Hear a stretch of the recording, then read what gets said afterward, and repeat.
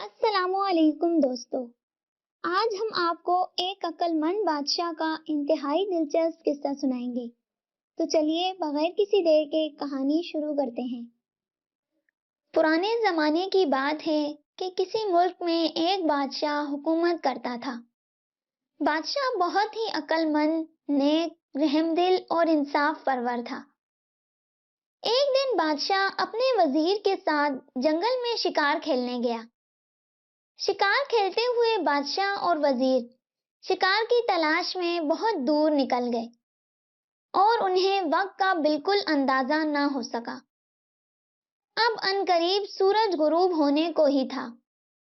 تب بادشاہ اور وزیر کو احساس ہوا کہ ہم لوگ شکار کی تلاش میں نصف سے زیادہ جنگل کا حصہ عبور کر چکے ہیں اور اب شہر کی جانب لوٹنا بہت ہی مشکل ہے، کیونکہ بیچ جنگل میں ہی اندھیرا ہو جائے گا اور اندھیرے میں اس گھنے جنگل سے گزرنا بہت مشکل ہوگا۔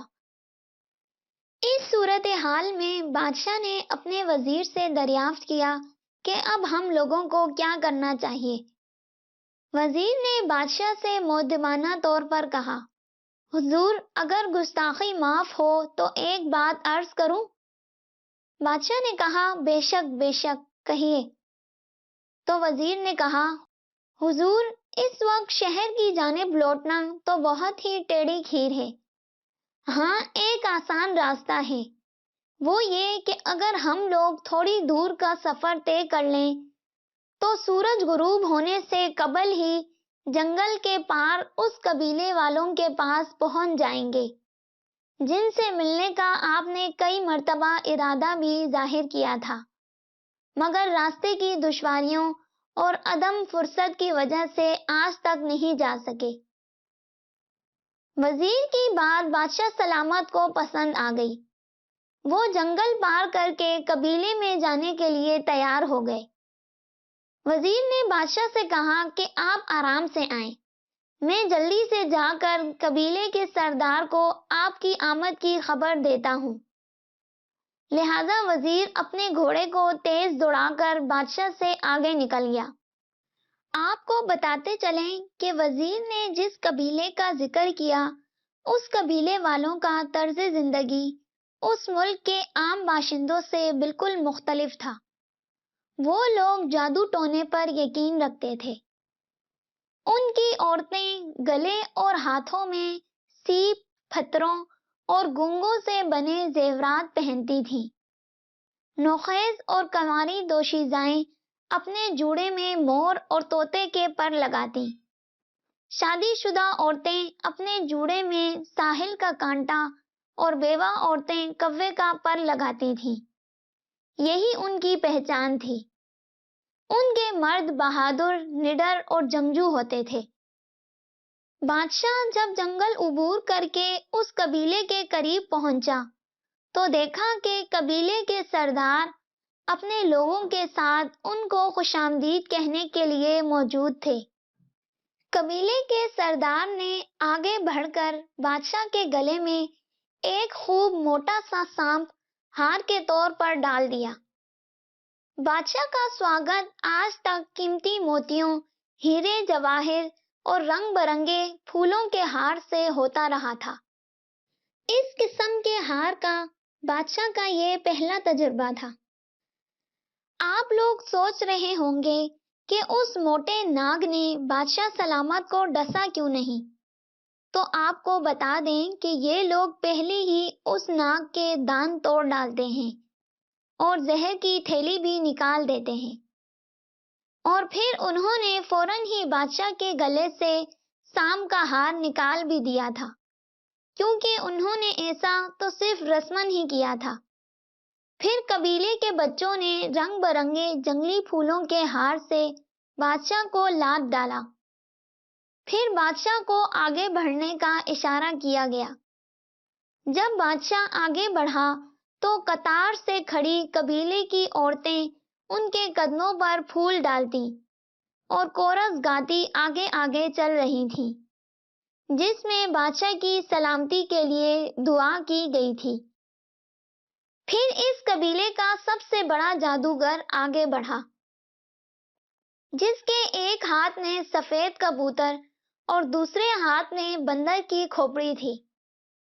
جادوگر نے اس کبوتر کو بادشاہ کے سر پر 3 مرتبہ پھیرا اور پھر اپنے ہاتھ میں موجود کھوپڑی پر 3 مرتبہ پھیر کر کبوتر کو آزاد کر دیا۔ بادشاہ کے پوچھنے پر بتایا گیا کہ ایسا کرنے سے بادشاہ بدروحوں کے آسیب سے اور جادوگروں کے سحر سے محفوظ رہے گا، کیونکہ اس کا اثر بادشاہ پر نہ ہو کر اس کبوتر پر ہو جائے گا۔ پھر بادشاہ کو سردار نے اپنے یہاں اونچی جگہ پر بٹھایا اور خوب آؤ بھگت کی۔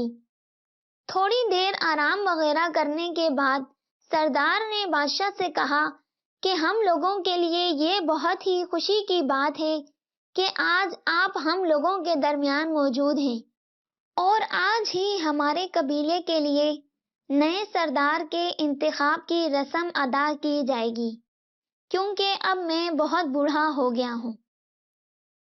پھر بادشاہ کو ایک بڑے میدان میں لے جایا گیا، جہاں 2 شخص ایک جنگلی سانڈ کو، جس کے سینگ خوب نوکیلے تھے، اسے رسے سے باندھے بانس کے بنے گھیرے کے اندر لیے کھڑے تھے، اور اس گھیرے کے چاروں طرف تماشائی مرد، عورتیں، نوجوان، بوڑھے، بچے سب کھڑے تھے۔ پھر ایک شخص اس گھیرے کے اندر کودا تو گھیرے میں پہلے سے موجود 2 شخص سانڈ کے گلے کا رسہ کھول کر گھیرے سے باہر نکل گئے۔ اب گھیرے کے اندر والا شخص اس سانڈ سے کشتی لڑ رہا تھا، اور دیکھتے ہی دیکھتے خون سے لہو لہان ہو گیا۔ بادشاہ تو پہلے سمجھا کہ یہ لوگ سانڈ کا کوئی کرتب دکھائیں گے، مگر جب اس زخمی شخص کو بے ہوشی کی حالت میں باہر نکالا گیا اور ایک دوسرا شخص اس سانڈ سے لڑنے کے لیے گھیرے کے اندر کودا، تو بادشاہ نے سردار سے دریافت کیا، آپ نے تو مجھ سے کہا تھا کہ آج قبیلے کے سردار کا انتخاب ہوگا، لیکن پھر یہ سب کیا ہے؟ تو سردار نے بادشاہ کو بتایا کہ ہمارے ہاں قبیلے کے سردار کے انتخاب کا یہی دستور ہے کہ جو شخص اس سانڈ سے لڑتے ہوئے سانڈ کو مار ڈالے گا، وہی اس قبیلے کا سردار ہوگا۔ سردار کی بات سن کر بادشاہ نے دل ہی دل میں سوچا کہ نئے سردار کے انتخاب کا یہ طریقہ بالکل بھی ٹھیک نہیں ہے۔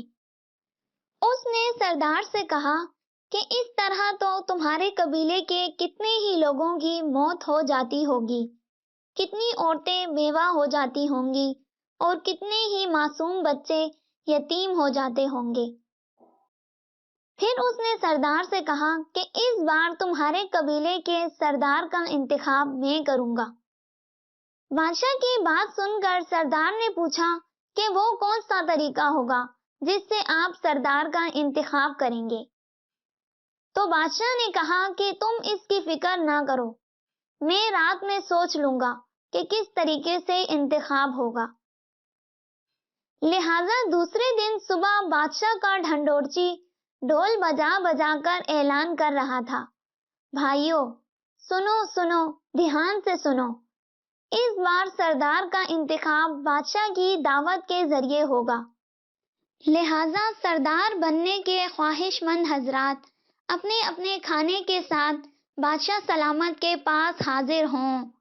بھائیو سنو سنو، دھیان سے سنو۔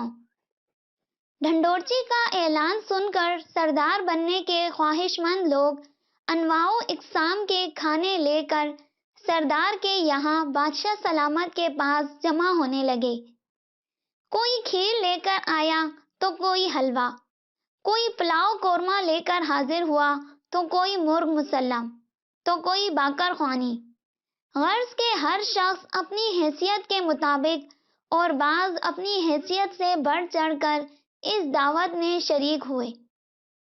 مگر اسی گاؤں میں ایک غریب کسان بھی رہتا تھا، جس کے پاس چند بکریاں تھیں۔ کسان نے سوچا کہ یہ ایک اچھا موقع ہے، چلو اسی بہانے میں بھی بادشاہ سلامت کی دعوت کر دیتا ہوں۔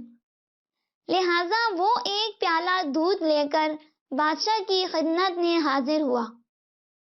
قبیلے کے لوگوں نے جب اسے ایک پیالہ دودھ کے ساتھ دیکھا تو خوب جی بھر کر اس کا مذاق اڑایا، مگر وہ بیچارہ خاموشی سے سب کچھ سہتا رہا۔ اسے ذرا بھی غصہ نہ آیا، کیونکہ وہ بغیر کسی لالچ کے بادشاہ کی خدمت میں حاضر ہوا تھا۔